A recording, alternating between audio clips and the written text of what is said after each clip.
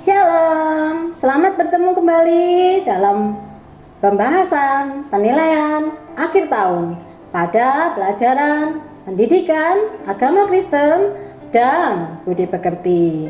Kelas 6, siapkan diri kalian baik-baik. Kita mau mencoba menjawab soal-soal yang akan Bu Christine berikan pada pagi hari ini.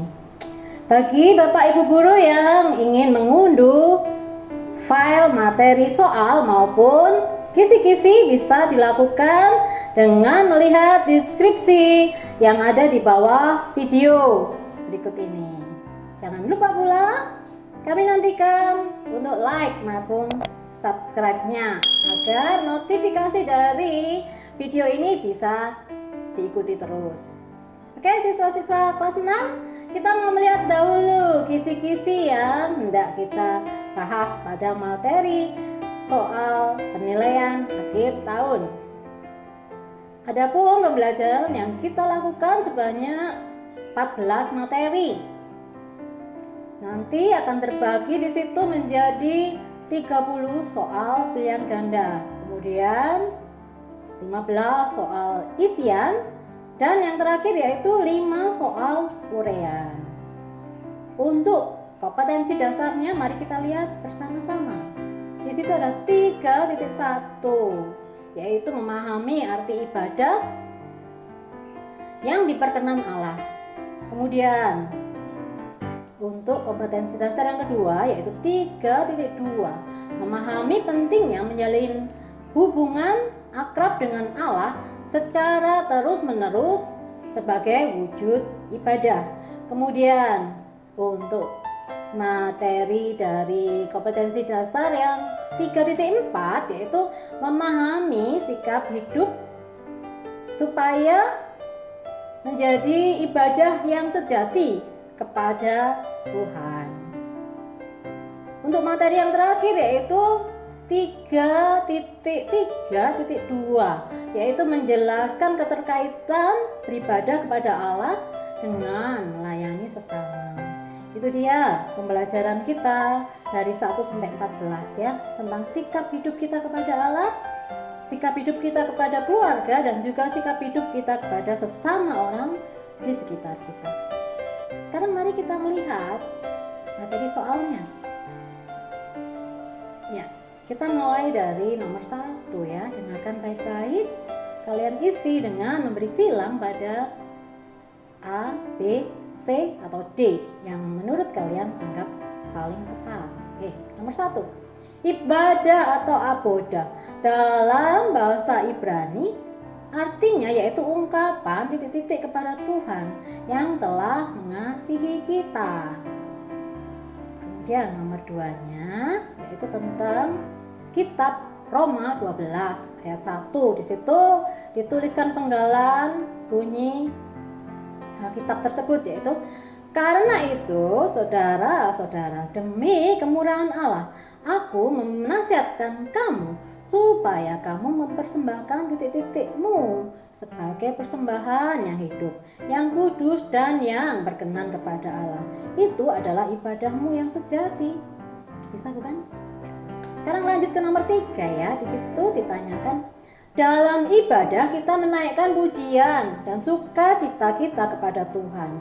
Pernyataan berikut ini yang merupakan alasan utama kita beribadah kepada Tuhan yang telah titik-titik kita. Nah, pernyataannya yaitu 1. Menguasai, kemudian 2. Memelihara, 3. Menyelamatkan, 4. Menghukum ya, kemudian 5. Mengasihi. Nah, pernyataan yang benar yang mana? Kamu pilih ya. Untuk nomor 4-nya kita lihat lagi. Dalam ibadah kita bisa merasakan kehadiran Tuhan. Adapun unsur-unsur yang kita lakukan saat ibadah yaitu titik-titik. Oke? Untuk nomor berikutnya nomor 5. Nasihat Rasul Paulus dalam 2 Korintus 9 ayat 15 ya, menyebutkan agar saat memberi persembahan kepada Tuhan harus dilakukan dengan titik-titik. Ya, lanjut ke nomor 6. Persembahan adalah bentuk titik-titik terhadap berkat Tuhan yang telah kita terima. Oke, untuk nomor 7 kita lihat lagi di situ tentang salah satu unsur ibadah. Ya, salah satu unsur ibadah adalah nyanyian jemaat yang tujuannya adalah untuk titik-titik. Untuk nomor 8, ketika menyanyikan nyanyian pujian pengakuan dosa, ekspresi kita adalah titik-titik. Untuk nomor 9 kita mau lanjutkan lagi. Ya, di nomor 9 ditanyakan tentang firman Tuhan menunjukkan kesalahan yang kita lakukan. Artinya firman Tuhan tersebut bermanfaat untuk titik-titik.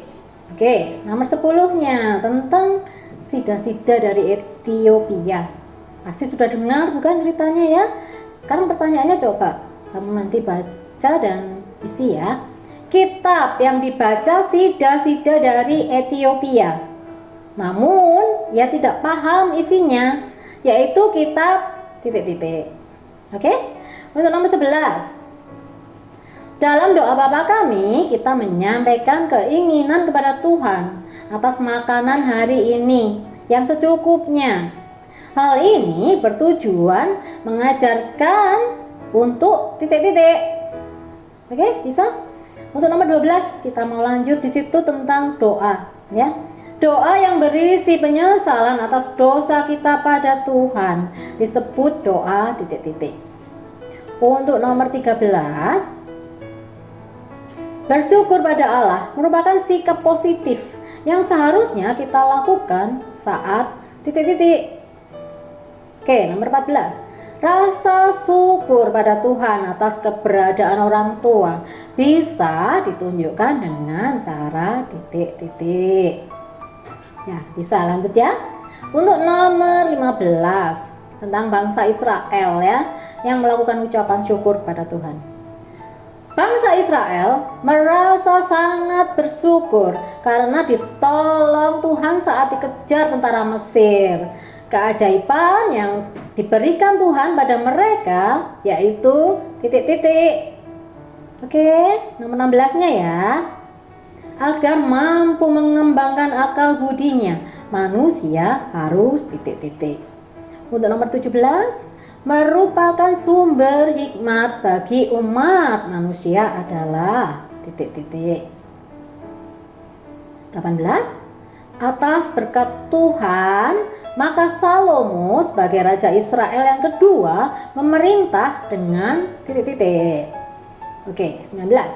Dalam Efesus 4 ayat 32, Rasul Paulus memberi nasihat agar saat bermain hendaknya tidak curang dan bersikap titik-titik satu sama lain. Oke, 20 di situ disajikan sebuah gambar ya.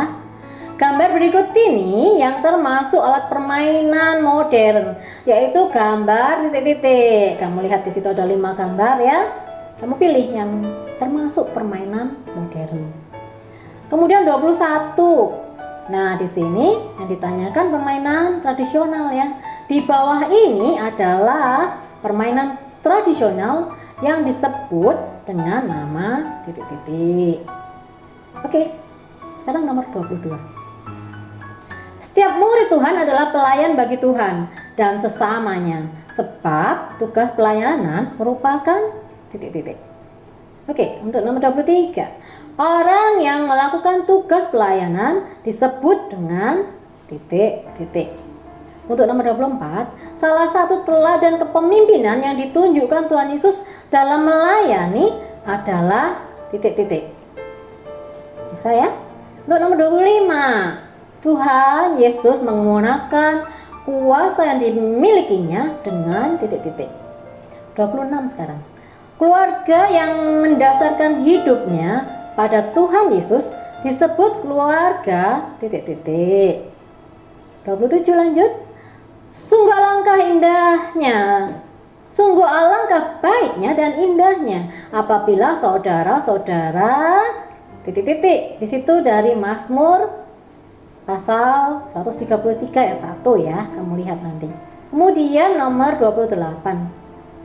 Kehidupan ibadah jemaat awal ditulis dalam kitab Kisah Para Rasul 2 ayat 41 sampai dengan 47 adalah titik-titik.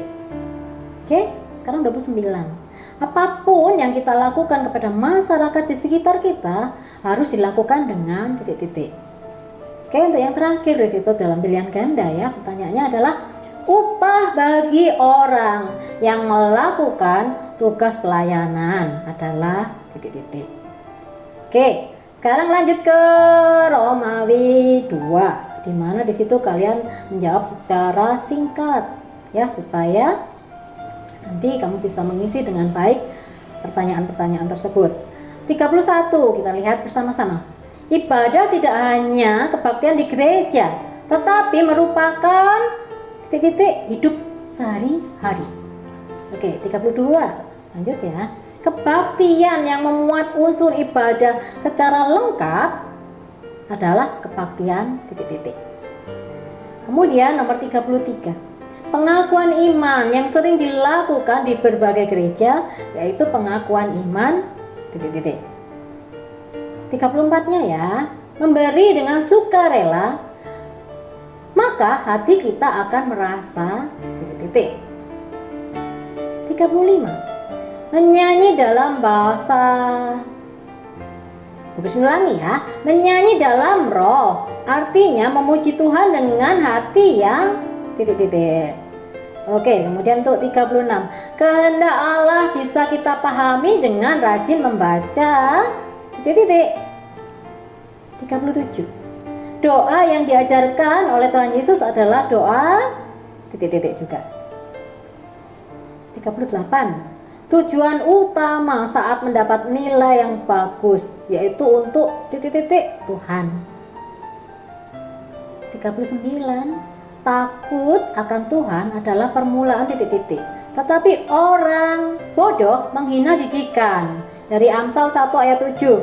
Kamu cek, kamu lihat Alkitab, isi dengan kalimat yang tepat di situ ya. Kemudian 40-nya, kegembiraan saat kita bermain berasal dari titik-titik. Oke, gampang. Dan di situ ada petunjuknya yaitu di Mazmur pasal 4 ayat 8. Untuk 41, Rasul Paulus memberi nasihat kepada Timotius agar melakukan tugas pelayanan sampai titik-titik. 42. Teladan Tuhan Yesus sebagai pemimpin yang melayani ditunjukkan dengan sikap titik-titik. 43. Kerukunan dalam keluarga merupakan tanggung jawab titik-titik juga ya, diisi di situ. Kemudian 44. Melayani di gereja haruslah dilakukan dengan kerelaan, artinya tanpa titik-titik.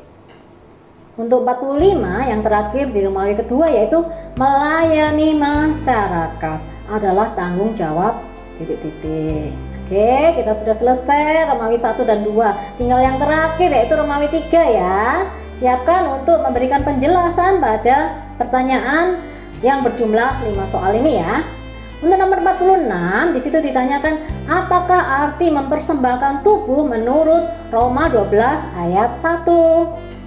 47-nya jelaskan manfaat membaca Alkitab menurut 2 Timotius 3 ayat 15 sampai dengan 16. Bisa ya? Untuk 48, apakah artinya doa sebagai nafas hidup orang percaya? Untuk lanjut ke 49 di situ ditanyakan tuliskan mukjizat-mukjizat yang pernah dilakukan oleh Tuhan Yesus. Ya, terakhir ya, sebutkan contoh-contoh pelayanan di gereja. Ya, bagaimana? Sudah jelas dengan semua pertanyaan-pertanyaan yang ada? Kalian siap jawab? Siap mendapatkan nilai 100 juga tentunya ya?